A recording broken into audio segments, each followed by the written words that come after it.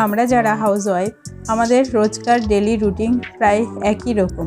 সকালবেলা ঘুম থেকে উঠে বিছানা পরিষ্কার করো, ঘরদুয়ার ঝাড় দাও, বাচ্চা কাচ্চাকে রেডি করে স্কুলে দিয়ে আসো, একই রকম জীবন। তো এটা নিয়েই আমাদের পুরো সংসারটা কাটে, পুরো দিনটা চলে। কাছে কিংবা দূরে যে যেখান থেকে আমার এই ভিডিওটি দেখছো, তোমাদের সকলকে জানাই সুপ্রভাত। আশা করছি তোমরা সবাই ভালো আছো। আমি আবার একটি নতুন ভিডিও নিয়ে তোমাদের সামনে চলে এসেছি। আশা করি ভিডিওটি তোমাদের ভালো লাগবে। তো সকালবেলা ঘুম থেকে উঠেছি 7টার সময়। আজকে ঠিক করেই নিয়েছিলাম যে মেয়েকে স্কুলে পাঠাবো। তো মেয়ের স্কুল খুলেছে অনেক দিন পর, কিন্তু একদিন স্কুলে গেলে দেখি ওর ঠান্ডা লেগে যায়, জ্বর আসে। তো কালকে যায়নি, আজকে ঠিক করেই নিয়েছি যে পাঠাবো। তো কালকে সন্ধেবেলা সমস্ত কিছু গোছগাছ করে রেখেছি।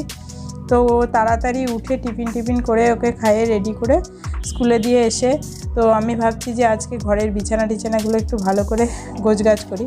রোজগারই এগুলো করা হয়, আর আমার মেয়ে থাকলে না বিছানার উপরে থাকে, তো ওকে সরিয়ে টরিয়ে পরিষ্কার করতে একটু সময় লেগে যায়, চাপও হয়।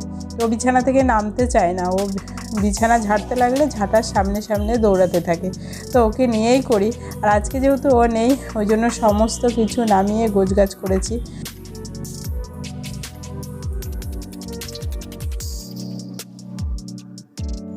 অনেক দিন পর আজকে বেশ রোদ উঠেছে।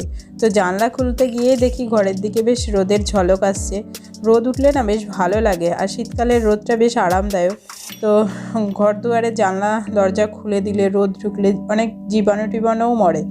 আমাদের আগে যে বাড়িতে থাকতাম, আমাদের বাড়িতে, নিজের বাড়িতে, তো ওখানে না প্রচুর রোদ লাগতো। জানলা মানে খাটেই প্রচণ্ড রোদ চলে আসতো, খাটের উপরে বসে থাকলেই রোদ পোয়ানো যেত, ছাদে যেতে হতো না। আর এখানে আমাদের একদমই রোদ লাগে না। তো আমার মেয়ের এই জন্য প্রচুর ঠান্ডা লেগে যায়। স্নান করে উঠে কখনো ওকে আমি রোদে নিয়ে যেতে পারি না। তো যেই টাইমে রোদে নিয়ে যাব, স্কুল থেকে আসে তো খাওয়া দাওয়া করবে, ওই জন্য ছাদেও নিয়ে যেতে পারি না। তো এইটা খুব একটা বড় সমস্যা ফ্ল্যাট বাড়িতে। আর বাড়ি হলে তুলনায় উঠোন টুঠোন থাকে, একটু হলেও রোদ পাওয়া যায়। তো আমার ওই ঘরটা গোছগাছ করে আমি এই ঘরে চলে এসেছি। এই ঘরটায় তো আমাদের কেউ থাকাই হয় না, লোকজন এলে থাকা হয়।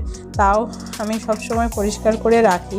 আমার মেয়ে এইখানে দুপুরবেলাটা মাঝে মাঝে খেলাধুলা করে, পড়তে বসে, দুষ্টুমি, যখন যেখানে ওর ভালো লাগে। ওর পুরো ঘরে জুড়েই মানে খেলার জিনিস ছড়ানো থাকে। তো যখন যেটাই ওর ইচ্ছে হয় সেই ঘরে গিয়ে বিছানার উপরে বসে। তো এই ঘরটায় হালকা তুলনায় একটু জানলা দিয়ে রোদ আসে, কিন্তু ওই রোদটা গায়ে লাগার মতন না। তো আমার বিছানা গোছগাছ হয়ে গেছে। আর এখন আমার টেনশান হচ্ছে ব্রেকফাস্ট বানানো। তো দুধ দিয়ে গেছিলো, মেয়ের জন্য দুধটা গরম করে রাখলাম। তো আমি কালকে রাতেই ভেবে নিয়েছিলাম যে মেয়েকে সকালবেলা টিফিনে পাস্তা করে দেবো, আমাদের জন্যও করে নেব। তো আমি কালকেই পাস্তাটা সেদ্ধ করে রেখে দিয়েছিলাম, কারণ সকালবেলা উঠে পাস্তা সেদ্ধ করে মেয়েকে করে দেওয়া চাপ হয়ে যায়। আমার মেয়ে আবার সবজি টবজি দিয়ে খাবে না, ওই একটু চিজ দিয়ে করে দিলে ওটাই ভালোবাসে। তো স্কুলে তো এই সবজি টবজি খাওয়ার সময়ও হবে না। তো আমাদের জন্য এই জন্য এখন করে নিচ্ছি। আর পাস্তাটা এইভাবে করলে না বেশ ভালো হয়। তেলটাও খুব হালকা, অল্প একটু তেল দিয়ে সবজিটা ভেজে নিয়ে তারপরে পাস্তাটা দিয়ে দেবে। আর পাস্তা মশলা থাকলে দিয়ে দিলে তো বেশ টেস্টটাই পাল্টে যায়। তো আমার হাজব্যান্ড আবার পাস্তাটা আনার পরে এই পাস্তা মশলাটা আগে আমি খাইনি। তো মাঝে মাঝে আমি পাস্তা করলে না ভুলে যাই দিতে। তো আমার হাজব্যান্ড আজকে বলেছে যে পাস্তা মশলা কিন্তু দেবে। তো তারপরে আমাকে নিজেই নামিয়ে রেখে দিয়ে গেল যাতে আমি ভুলে না যাই। তো ব্রেকফাস্টটা বানিয়ে নিয়ে আমি রান্নার জিনিসপত্র ওই কাজের দিদিকে বের করে দিয়েছি। আর আজকে ভাবছি, অনেক দিন হয়েছিল কাতলা মাছ এনেছে, মাছের মুড়োটা একদমই খাওয়া হচ্ছিল না। তো আজকে সেই মাছের মুড়ো দিয়ে বেগুন আলু দিয়ে আমার শাশুড়ি মাদের ঢাকার একটা রেসিপি করব। তো ওটা আমার শাশুড়ি মাদের ফ্যামিলিতেই শুধু রান্না হয়। এই রেসিপিটা মানে তোমরা দেখলে বুঝতে পারবে, এইরকম করে কেউ রান্না করে না। তো আমি সবজি টবজি কাটছে দিদি, আমি এই সুযোগে ফলগুলো কেটে নিলাম। আর এই দেখো এখানে একটা পেয়ারা আছে, এটা সেই কাশির পেয়ারা। এই পেয়ারাটা খেতে এত টেস্ট কি বলবো। একদিন আমার হাজব্যান্ড আগে একদিন নিয়ে এসেছিলো, তো সেদিন খেয়েছিলাম, এত ভালো লেগেছিলো। তো আমি আবার বলেছিলাম যে আবার একটা নিয়ে এসো। এই পেয়ারাগুলো না আমি কখনো খাইনি। এখানে হাইব্রিড পেয়ারাগুলো খেয়েছিলাম, কিন্তু ওগুলোর স্বাদ পুরো অন্যরকম। আর কাশির পেয়ারাটা যারা খেয়েছো তারা জানো, একদম পুরো আলাদা একটা টেস্ট। তো চলো আমরা এখন ব্রেকফাস্ট করে নিই।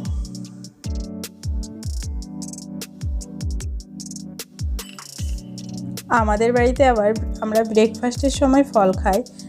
দুপুরে অনেকে আছে দুপুরে ভরা পেটে খায়, কিন্তু এই ব্রেকফাস্টের সঙ্গে খেলে না বেশ ভালো হয়। আর দুপুরবেলা খেলে ভরা পেট থাকলে তখন আর খাওয়াও যায় না। আর এই যে আমি আজকে বের করে নিয়েছি আমার শাশুড়ি মায়ের রেসিপি। তো এই রেসিপিগুলো আমার শাশুড়ি মা তখন করতো। আমার হাজব্যান্ড এই জিনিসগুলো আমার শাশুড়ি মার সঙ্গে থেকে থেকে শিখেছে। তো এটা করার জন্য বেগুনগুলোকেও পাতলা পাতলা করে কাটতে হবে, আলুগুলোকেও পাতলা পাতলা করে কাটতে হবে। একই রকম না কাটলে এটা মানে ভালো হবে না, রান্নাটা খেতেও ভালো লাগবে না, দেখতেও ভালো লাগবে না। বলে না যে প্রথমে দর্শনদারি তারপরে গুণ বিচারি, এই রান্নাটার ক্ষেত্রেও দেখতে সুন্দর হতে হবে। তো আমি মাথাগুলো প্রথমে নুন হলুদ মাখিয়ে নিলাম। তো মাছের মাথাটাকে ভালো করে ভেজে তার মধ্যে আলু আর বেগুনটা দিয়ে ওটার মধ্যে একটু নুন আর হলুদ দিয়ে একদম ঢাকা দিয়ে রান্না করবে। এটাতে কোনো তেল দেওয়া যাবে না। আর এর জন্য একটা গুঁড়ো মশলা করতে হবে, সেটা হচ্ছে দারচিনি, তেজপাতা, এলাচ, শুকনো লঙ্কা, জিরে, ধনে, এটাকে ভেজে গুঁড়ো করে নেবে। তারপরে রান্নাটা হয়ে গেলে ছড়িয়ে দেবে। আর এত সুন্দর গন্ধ হয়। এরকম রান্না আগে কেউ খেয়েছো কিনা জানি না, বেগুন দিয়ে মুড়োর ঘন্ট। একবার তোমরা ট্রাই করে দেখতে পারো।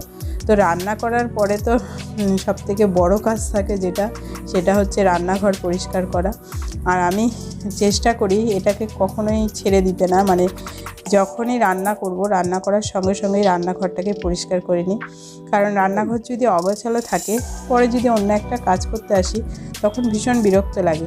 তো সবসময় চেষ্টা করবে রান্নার গ্যাস, রান্নার জায়গাগুলোকে সঙ্গে সঙ্গে মুছে নেওয়ার।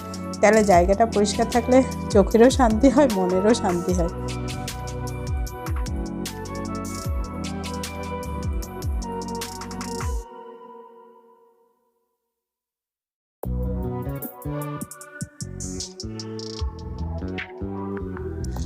তো আজকে দুপুরবেলা আমার হাজব্যান্ড খেতে এসে আমাদের বলে যে তোমাদেরকে একটা জায়গায় নিয়ে যাব। তো আমরা বলছি কোথায়? বলছে আমার সঙ্গে যাবে, গেলে দেখতে পাবে। তো আমরা দুপুরবেলা খাওয়া দাওয়া করে সবাই মিলে চলে গেলাম আমার হাজব্যান্ডের সঙ্গে। যেয়ে দেখি আমাদের এখানে স্কয়ার ফিল্ডে মুখ্যমন্ত্রী মমতা ব্যানার্জি এসছে। তো দেখি আমরা তো পুরো অবাক, আমার মেয়েও কি খুশি। হেলিকপ্টার দেখে তো বেশি খুশি হয়ে গেছে আমার মেয়ে। তো আমরা যখন গেছি তখন উনি মানে মঞ্চ থেকে বেরিয়ে চলে এসছে। তো হেলিকপ্টারে উঠতে যাবে, সেই টাইমে আমরা দেখতে পেয়েছি। তো যাই হোক, তাও দেখতে পেয়েছি। এত কাছ থেকে মানে কখনো দেখা হয়নি আমাদের। আগে ওই দিক কলকাতার দিকে অনেক কবার এসছে, অনেক জায়গায়, কিন্তু সময় সুযোগ কোনোটাই হয়নি। তো আজকে আমার হাজব্যান্ড বলাতে গেলাম, তাও আমাদের ভাগ্য ভালো না থাকলে দেখতে পেতাম না। প্রায় চলে যাওয়ার টাইমেই আমরা গেছি, কিছুই দেখতে পাইনি, জাস্ট উঠে যাচ্ছিলো তখনই। তো এত কাছ থেকে হেলিকপ্টারে আর আমাদের রাজ্যের মুখ্যমন্ত্রীকে দেখতে পেয়েছি। সত্যি কি বলে, ভাগ্য বলে না জানি না, যাই হোক দেখতে পেয়েছি, এটাই মনে অনেক আনন্দ।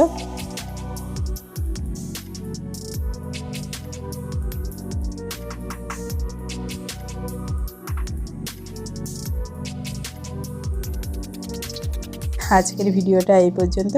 ভিডিওটা ভালো লাগলে লাইক, শেয়ার, কমেন্ট করো আর চ্যানেলটিকে সাবস্ক্রাইব করে পাশে থেকো। তোমাদের সঙ্গে আবার দেখা হচ্ছে নতুন কোনো ভিডিওতে। ততক্ষণ সবাই ভালো থেকো, সুস্থ থেকো।